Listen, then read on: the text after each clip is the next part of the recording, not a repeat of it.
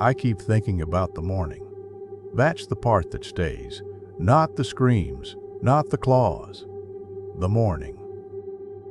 The sky was clear, the kind of clear that makes the city feel permanent.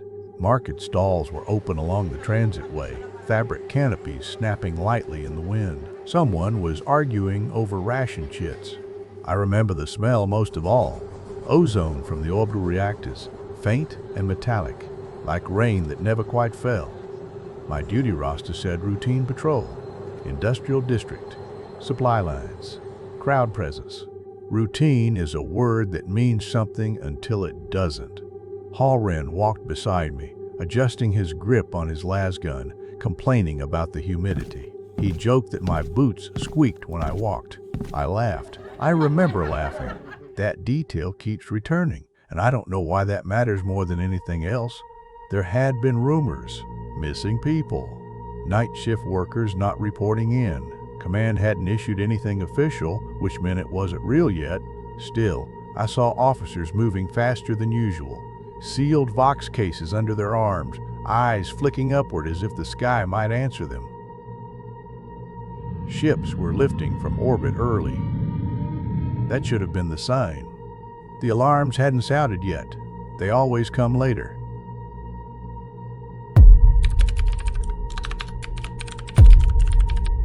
The first man didn't scream. I want to be clear about that because later there were screams everywhere and memory gets tangled. But the first one, he didn't make a sound. He was just walking. Then he wasn't there. One moment a man, the next moment empty street.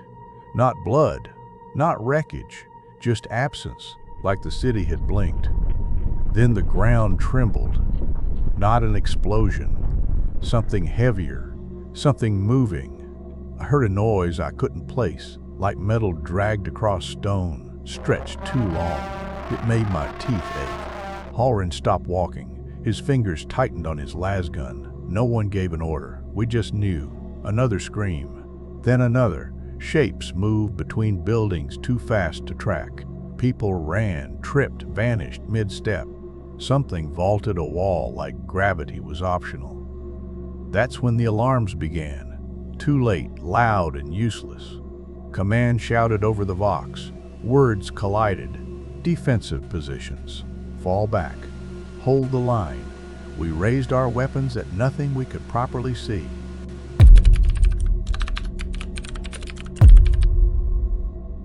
Training gives things names. Names make them smaller. They call them gene stealers. That was the word. I remember it because it felt wrong in my mouth when I tried to think it. What I saw didn't feel like a thing with a name. It felt like motion-given hunger. Long limbs, pale skin stretched tight over muscle, black claws that didn't hesitate, eyes that didn't blink. It didn't run. It decided where to be next. Last fire sparked against chitin. It didn't slow them much. Flamers burned rubble, bodies, air itself. Still they came. They didn't charge blindly. They flanked. They climbed over each other. They waited for us to look away. A civilian tripped near a barricade. I remember thinking I should help him. I didn't. He was gone before the thought finished. That's the part I replay at night.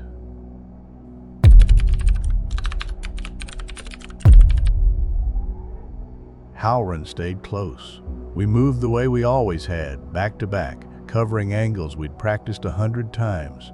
It should have worked. Something dropped behind him.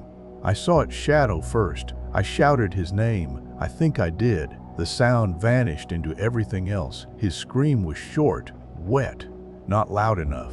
I dragged him behind cover, or I tried to, or maybe I just grabbed his arm. I don't remember which version is true anymore. What I remember is letting go. I tell myself there was nothing I could have done. That's the version I keep.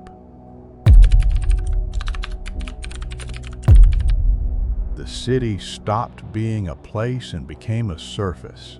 Fire everywhere. Smoke so thick it tasted like rust and promethium. Buildings burned not because they were hit, but because they were in the way. The streets were no longer streets, just channels for panic, clogged with debris and bodies and things still moving. Tyranids poured through alleys and over rooftops, their forms finally clear in the firelight. Hormigauts first, lean, jointed, too many limbs moving at once. They didn't slow down for walls, they ran through them. Gene stealers followed, dropping from heights that should have shattered anything sensible, landing in silence and exploding into motion again. They used each other as ladders. They learned us. I ran behind a Lehman Russ as it pushed down the avenue, its engine screaming, battle cannon firing point blank into the swarm. The tank felt solid, ancient, real. Guardsmen clustered behind it, firing from its shadow, shouting orders that vanished as soon as they were spoken.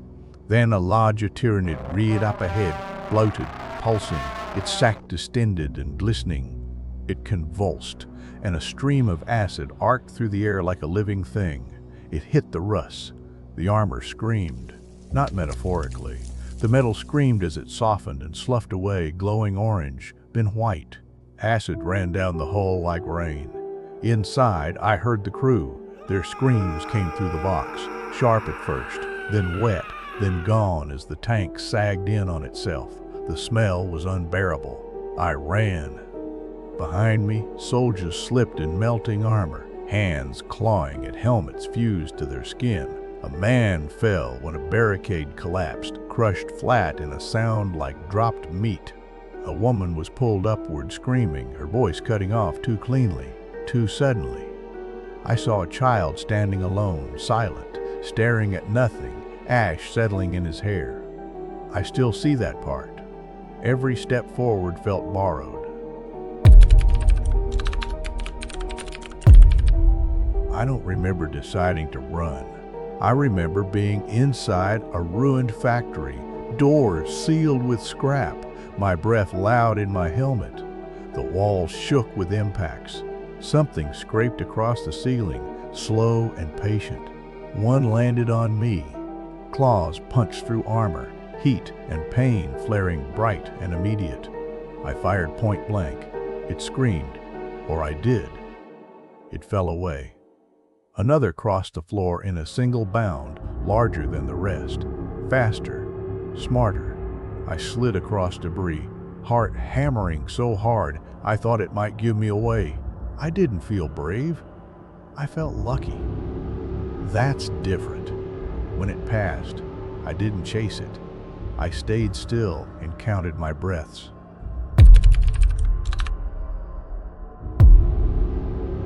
I climbed a broken wall to see where they were coming from. That was a mistake.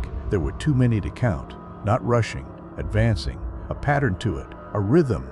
They weren't hunting anymore. They were processing the city. One of them, bigger than the rest, paused and looked up at me. Not curious. Assessing. It leapt. Time did that strange thing where it stretches. I fired until my weapon screamed empty.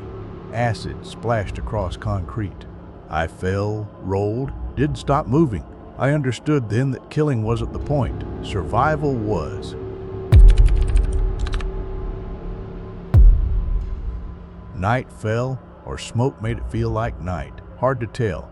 Most of my squad was gone. Names became objects.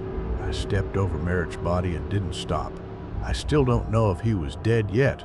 There was no front line, no command.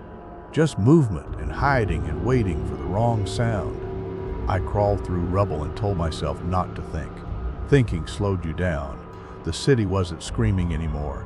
It was being eaten.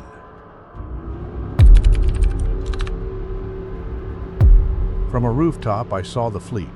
Black shapes hanging in orbit like tumors.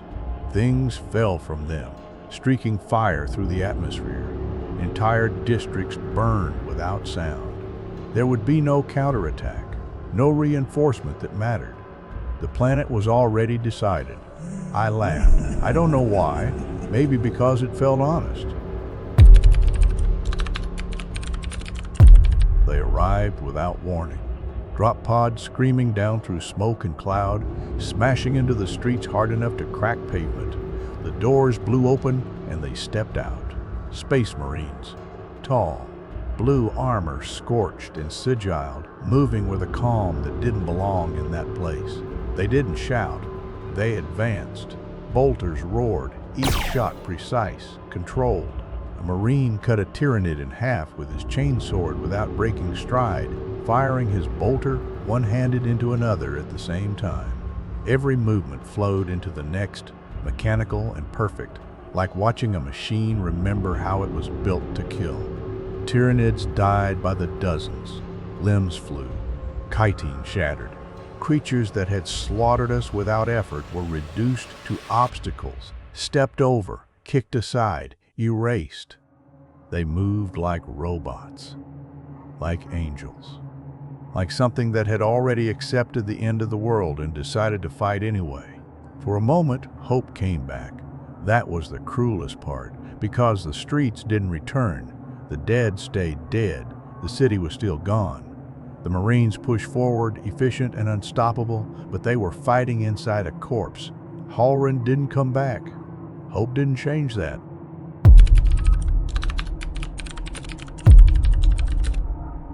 I survived days, maybe weeks, hiding, scavenging, moving when it was quiet, staying still when it wasn't. Life during a Tyranid invasion isn't heroism. It's habit. Checking ammo that won't save you. Cleaning a weapon out of routine. Listening for footsteps that don't sound human anymore. Tyranids don't just kill, they erase. I still check my lasgun charge. Out of habit. It's empty. It has been for a long time. If anyone finds this, remember us. We were here.